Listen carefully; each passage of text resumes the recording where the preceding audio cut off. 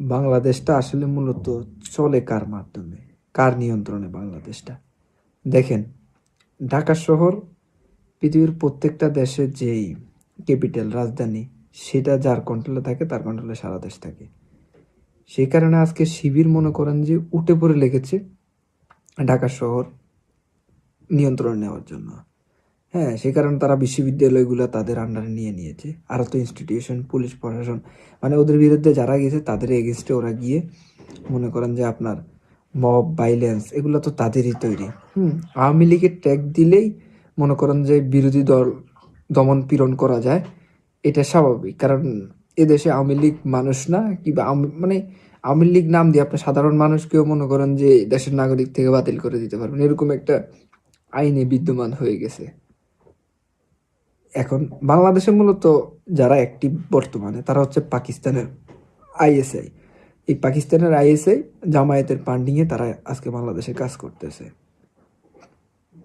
কারণটা হচ্ছে গিয়ে কি, দেখেন 5ই আগস্টের পর এই যে ভারত এন্টি ইন্ডিয়া, কারণ জামাত তো একটা ন্যারেটিভ তৈরি করতে হবে ভোট ব্যাংকের জন্য, সেটা হচ্ছে এন্টি ইন্ডিয়া সেন্টিমেন্ট। মানুষ কিন্তু এটা ভালো মতোই খাইছে। কারণ সমস্যাটা হচ্ছে গিয়ে মোদির হিন্দুত্ববাদের রাজনীতির কারণে আজকে এই জিনিসটা হয়েছে। এখন বাংলাদেশের মানুষ তো এমনিতেই তেমন শিক্ষা দীক্ষা খুব কম, তারপরে যে এইগুলা মনে করেন যে অনেক রকমভাবে দেখেছে, নিয়েছে। তো আপনি পাকিস্তান এম্বাসিতে যান, ওখানে আইএসএ সবাই, আইএসএ এর গ্রুপ মিটিং চলে, সেখানে জামায়াতের বড় বড় সেন্ট্রাল লিডাররা দেখবেন।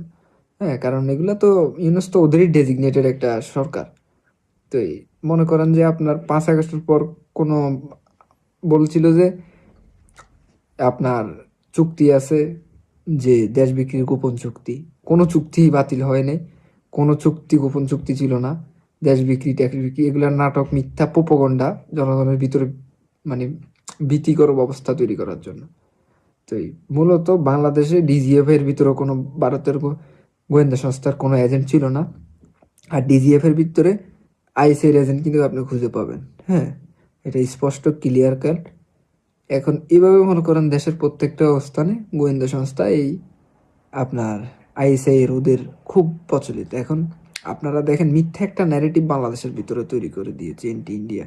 হ্যাঁ, ভারত কোথায় আর বাংলাদেশ কোথায়, এগুলো অনেক কিছু ভাবতে হবে। এটা জামায়াতের একটা ভোট ব্যাংক।